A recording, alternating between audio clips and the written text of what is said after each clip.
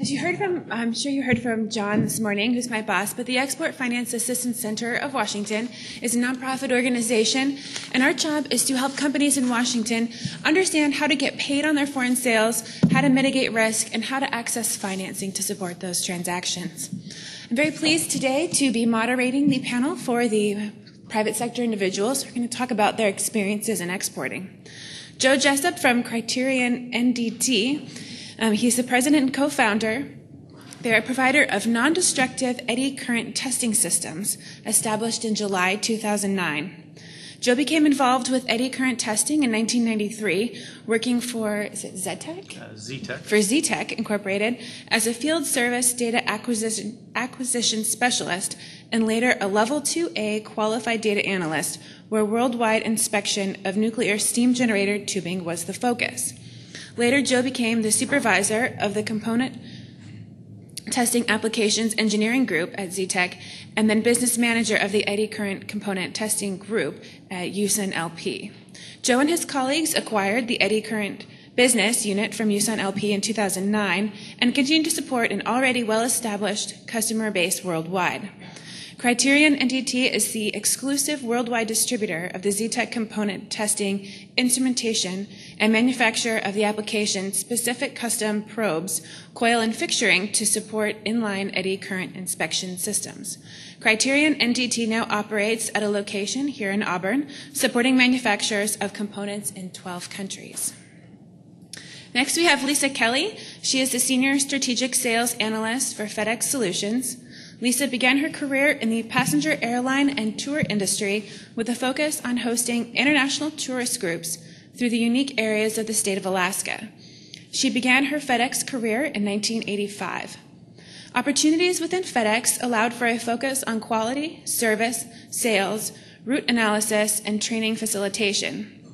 She has managed FedEx logistics programs and projects for many Fortune 500 companies. For the past several years, she has focused on programs and projects that bring FedEx's worldwide sales teams together for greater collaboration, the promotion of international trade, and the implementation of the FedEx Alliance with the U.S. Commercial Service in the U.S. and over 42 countries with a large focus on Asia.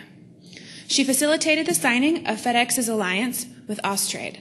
She served as the president of the Business and Professionals Women's Organization in Seattle, is the chair of the Washington State District Export Council, or DEC, and serves on the National DEC Steering Committee.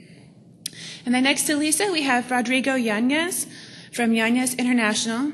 He is the president, head trader, and owner, and he specializes in specialty crop commodities throughout the world.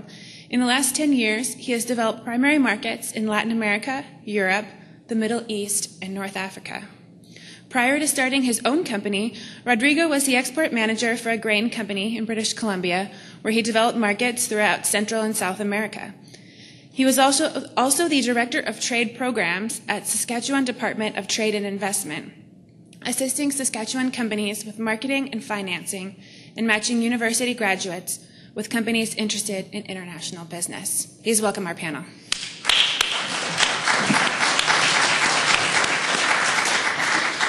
So to begin with, I'd like you each to say a little bit about your companies and just talk in general about your experience in exporting, where you sell to, and how long you've been doing it. Joe?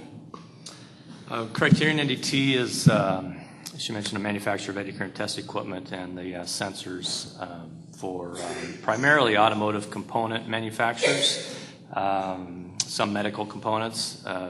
Mainly it's the equipment is utilized for product that is either a high quality or has a high cost of failure aspect to it. Wheel bearing assemblies, for instance, on cars need to be inspected for cracking or proper heat treatment of the product so they don't wear out too soon or have a catastrophic failure.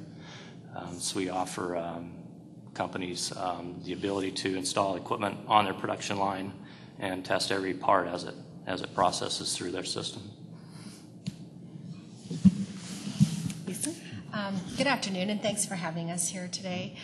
FedEx is kind of a household name. We're kind of like Kleenex. So from a branding perspective, I think you can rest assured that we are in over 220 countries, And we actually provide access for American products to those countries other than those that are currently embargoed by the U.S. government.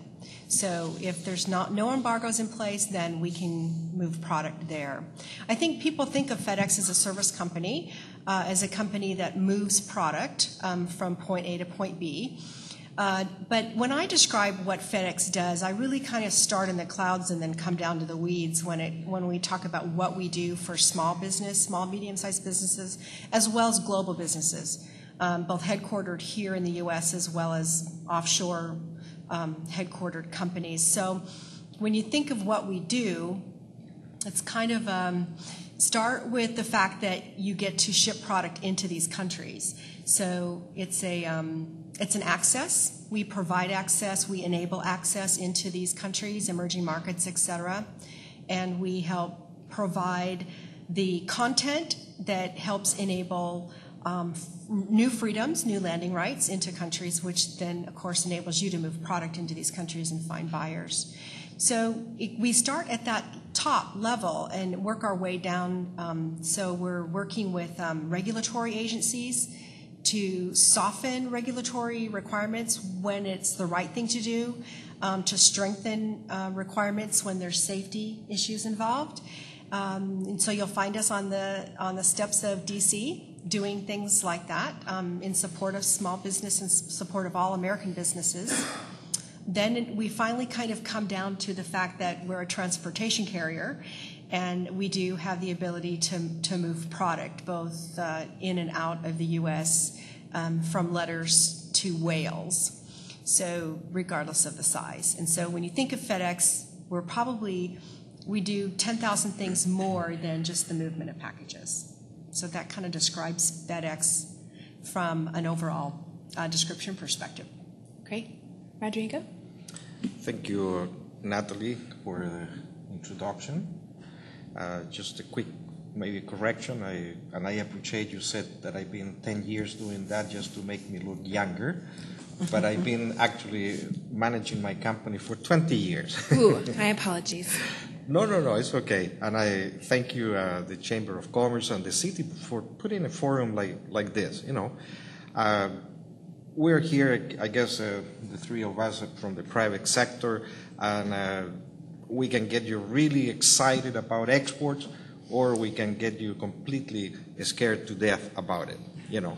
And there's different ways to look at that. And of course, you've heard from the previous panel and this support that there is from either government agencies or a good group and association like the World Trade Center Tacoma and the banks and all of that, and that is great.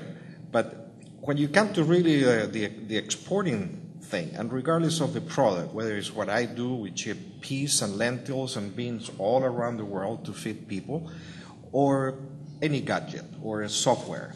But this is like, I'm going to maybe put it in two different examples. When I decided to start my company 20 years ago, somebody told me, well, you have to make sure that you find an office with windows that don't open. And I said, why? Because you'll find many days that you're going to want to jump out the window, and kill yourself. Okay? So I took care of that, and I've always had windows that you cannot open, and preferably in the first floor, And after 20 years, I can tell you I love what I do. It is a crisis every day of the day. And anybody that can tell you that is not so will be lying to you. But solving the crisis and getting prepared to each one of the steps, that's the cool thing and the exciting thing about exporting. It's a daily challenge. So there are a few things. It's like when you learn to ride a bicycle. If you go with your head down and you turn right, you fall down quickly, And we always remember whoever was teaching us, keep your chin up, go straight, basically find a target and do it right, concentrate. So in export is the same thing. Basically, you start with a product, you start with somebody that will be interested in your product. So you have to do all the research and find out where is going to either eat your chocolates or get your package from FedEx or your equipment or whichever is that you're selling, you know. Once you identify that, because you have to do that, you can't just go and say, oh, I'm going to be exporting and I'm going to go and start traveling and spend money and get some assistance so I can go on a trip to Europe and then maybe I'll go to Japan because I heard that it's a very good market and maybe the Chinese. No, it doesn't work like that. You have to really target and start small and oriented so you don't make a big boo-boo from the beginning. You know, I'm not going to be maybe touching on all the other help because you already heard from them earlier, you know, but I'll be hoping that you ask some questions where we can maybe, based on our experience, give you tips on how you get your product from where you manufacture, you produce, or you create your property intellectually or whatever, how you get it to a final end user in another place. So I think this is what we want to do here today is give you our own experience on how to go from here to there without falling down too many times. Exactly. Thank you. So we've heard today about a number of the programs available from both the state and federal departments of commerce, especially programs like the Gold Key service. What programs have you guys perhaps used in your experience? And what other resources have you, or in Lisa's case, have your clients used to help find those partners overseas and qualify them? Yeah. You want me to go? Okay. In my particular case, because of the nature of our industry, we deal with agricultural products and very specific. We have made extensive use of the USDA office or the FAS offices around embassies around the world in the countries where we want to go. So that's probably one of the ways that we access the market and we find information on the who is who if we want to go on a trade mission or whatever, so we don't lose or waste time. So that's one way. Also, our name, of course, because of what we do, is in the data of the Washington State Department of Agriculture and the USDA and the FAS. So when people go to an embassy in Taiwan or in Turkey, or you know, they say, oh, we're looking for a supplier of beans.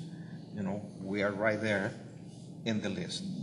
So that's how, and we've been using that very extensively to find buyers for our products and how they can find us too. That's to me is one of the best agencies that we've been able to use.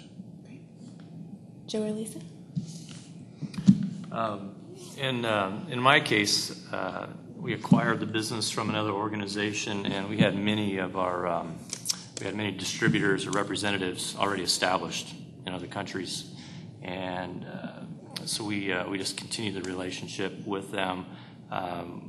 One source that we used specifically was the Small Business Development Center in Auburn, and they were extremely helpful in helping get our business going. And so with regard to the people we had on the feet on the ground in other countries is very important. We were fortunate to have many of those in place already. We've had to find a couple others, and we did that through some networking, through former business partners.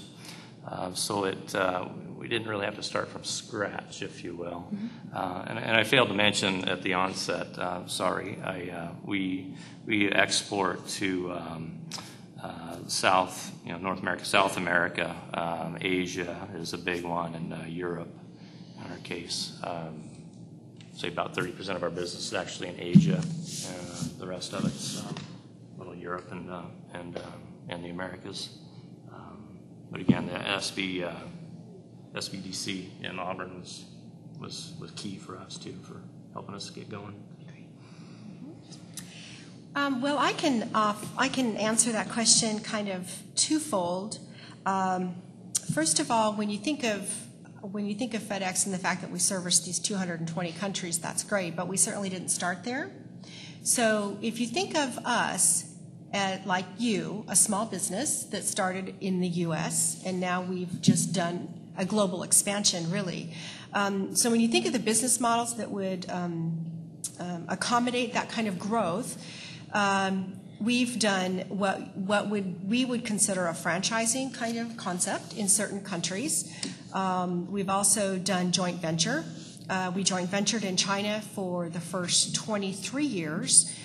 We serviced China until the point where that government allowed U.S. ownership of businesses, and then we bought out our joint venture. So when we think about going offshore, I think a small business can help. You can define how you want to enter that market and what business model you want to use, end to consumer, or do you want to go in with a joint venture? And I think the strategy behind that for all small businesses should be the creation of your international business expansion plan. I work with small businesses around the U.S. every single day, many. And my first question to them is always, do you have your international business expansion plan in place? And if you don't, we can help you create that. Or we can provide thoughts about how the transportation and logistics concept and your logistics plan fits into that overall business plan. So from a FedEx perspective, we utilize the U.S. Commercial Service. In fact, I just used them for several country research projects last year. We're in direct contact with the U.S. embassies continually. We, as big as we are today, we use XM Bank to finance some big projects that we have. We utilize our partners, what we call our partners or our strategic alliances, to not only help us, and we're a very large company today, but to help bring resources to help the small businesses today. So thus the formal alliance with the U.S. Commercial Service. So when you think about the companies that ship with us, and there's many of them are shipping offshore, many of them want to go internationally to begin with. So we utilize our partners and our alliances to help bring those resources to the small businesses. So I want you to think of us as both a large company that utilizes these resources, the same kind of resources that you've heard about today, and we do that so that we're in the markets appropriately, efficiently the first time, and then we help bring those resources to you. So a couple of the other partners that we utilize a lot are the Bureau of Industry Security. If you can imagine that every shipment that moves on a FedEx aircraft or a FedEx truck has the potential of being a not-so-safe kind of commodity. So we work very closely with them, not only to help implement regulations, but to help small businesses understand export compliance and what you need to do in order so that you know who your buyer is. And then the Census Bureau, we work a lot with them. The fact that there's an online filing system today for your export declarations, or what you call PC Link or EEIs now, for the commodities valued at over $2,500. It's in place today because of our teams in Memphis that work very closely with the Census Bureau in developing that program. And so we very much engage in the development of the programs and the tools that help small businesses do their thing. So you can look, we wear both hats in that respect. Wonderful. Thank you. So for Joe and Rodrigo, how do you change your product or sales structure, including pricing, when you're selling overseas? Well, in our case, we found out early on that when you're dealing with Asia, you cannot, again, in our case, we sell a technology product, instrumentation, and we couldn't sell to them like we sell to people in the U.S. or in Canada or Mexico, for instance, where they're very heavy in negotiation I mean, we typically go to the store to buy something. These people go and negotiate the price always. So what we found out is they were giving away their commissions that we would offer on our products to them in order to get a sale, to get their feet in the door. So we established a what we call Asia pricing in their case, and we use it in Korea and China, and it helps them start high, even though everybody knows that this is the price they're going to end up with. They start high, and it makes them look better, being able to come down and come down to our list price, or maybe they eat into their profit a little bit, their commissions. But what we did is allowed them to get their normal commissions off our list, and anything that they can salvage from the list to that Asia pricing, they get to keep for themselves as a little extra bonus. So we found out we needed something special in order to get some sales, because we were losing some sales because they couldn't compete, and they were, we were leaving them hungry basically, without commissions. Rodrigo?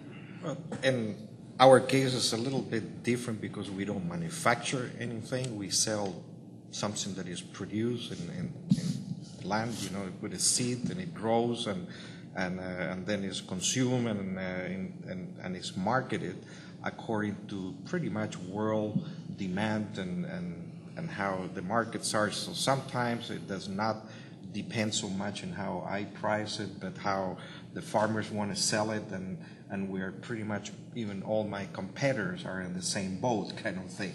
So then how we incentive our customers to buy from us and not from the competition, who might be giving the same market price for the commodity. I think it comes to really service, performance, the experience that they are acquiring, how we deliver the product, that even at the same price, when they buy it from me, they know that the quality is going to be what it says in the contract, the grading and the support of maybe SGS, who's certifying the seed officially rather than through a sample. So there are different things that you can tailor depending on your own company and sector of the industry that you are to tailor and make yourself different than the competition, so you can market your product and be competitive, not just in the pricing, which sometimes you don't have total control, but on other factors of what you're doing, like having a good agent that serves the client on a daily basis far away, because you can't be far away in every country every day, every hour. So you need to find good partners that are going to be looking after your client properly, and get the feedback whenever you can travel, service them, befriend them. And so it's a whole development that takes time. But in my case, again, like I said, the pricing would not make the difference for them to buy, and it's more on how nice I am. Mm-hmm. About the relationship. Relationships, exactly. I might add that this, as a small business, you all are, regardless of the concerns you might have once you make a sale, I like to talk to small businesses about how they should factor in all of their costs. Because you go to the financial institutions, you might be getting your small business loan in order to manufacture that product.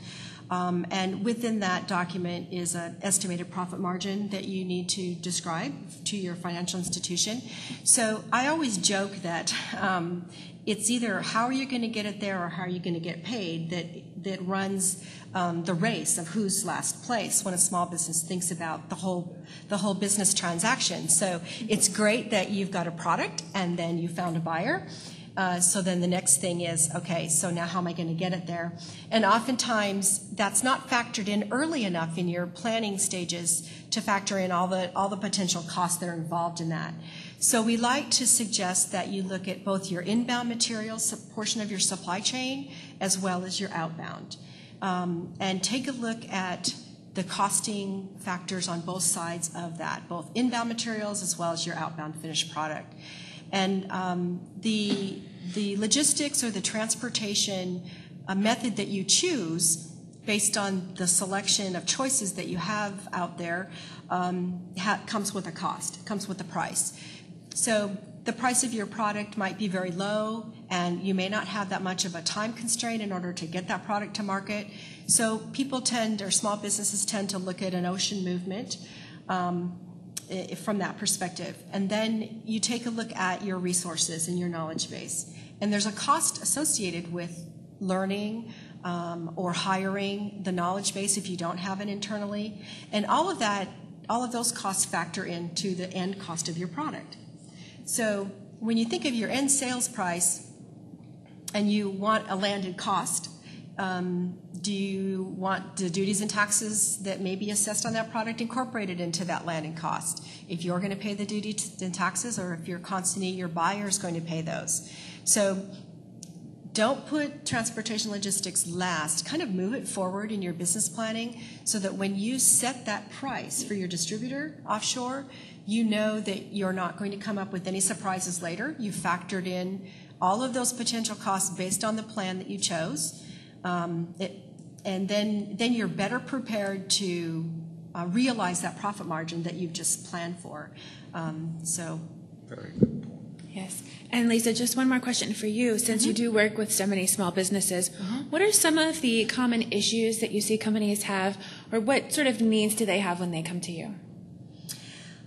They come to us and our teams quite frequently after there's a problem. So the kinds of issues are not, we'd love to move you all to the pre-planning stages of all of your export expansions so that you can feel more comfortable doing an expansion into a new country or finding a new buyer or distributor. But oftentimes it's after the fact. So companies have, anybody with a website is global technically, because anybody can Google your website and find you. So oftentimes the reactive exporter runs into many more problems than even a proactive exporter that maybe didn't know about all the resources. So I kind of categorize them into three areas. Those that are totally reactive and they're exporting just because somebody asked them to. There was no plan. They don't really know who their buyer is. They're not sure if they're even going to get paid. They don't know how to get it there. But they got this order and they don't want to give up an order, which equals profit for them. So those kinds of exporters have a lot of questions and issues about, I didn't know I needed this particular document. I didn't know this was required by that country's customs official. I didn't know how to fill it out correctly. I hired a forwarder when I probably could have done it myself. I didn't hire a freight forwarder to do it for me, and I should have, because I don't have the knowledge base that I needed to do it correctly. Things like the commodity is restricted into this country, but I didn't know it. So there's a lot of due diligence that small businesses tend not to know to do, so you don't know what you don't know. And the number one cause for shipments to be held, regardless of what country you're shipping to, is improper documentation. And once that happens, once the customs officials in that country hold that shipment because they need more documents, your risk factor increases substantially and you may not get it back. So you may not, your end customer may not get the product and you may not get it back either. And if you do, there's a cost involved. So documentation is a huge issue. Being able to find the resources. Well, where do I find that document? Or where do I find whether or not this customer of mine is on the do not contact list, from the government? So we see a lot, and so we drive them to the small business sites that have documentation there, duties and tax estimators, resources. But documentation is the number one. Great. And I will say, as an organization that works with small businesses, we do like to talk to you before there's a problem.